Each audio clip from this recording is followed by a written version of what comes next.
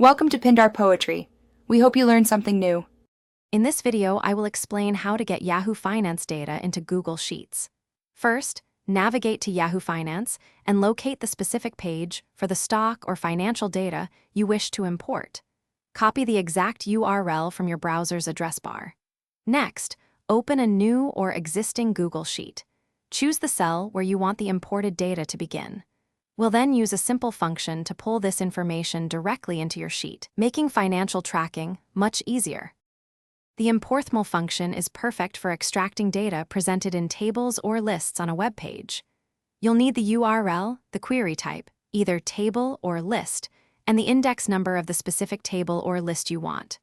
For instance, if the stock data is in the first table on the page, your formula might look like equals importML, then your URL, table, and 1. This powerful function simplifies pulling organized data directly into your spreadsheet.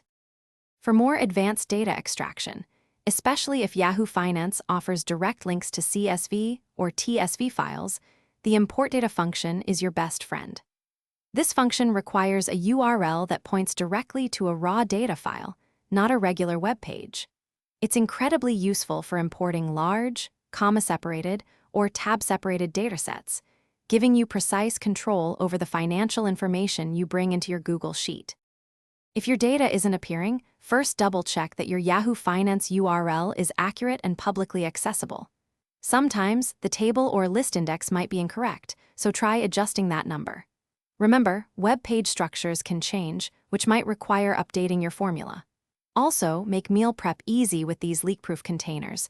Check the description for a link to these and other great deals. Thanks for watching, and happy data crunching. Thanks for watching. Consider subscribing if we helped you.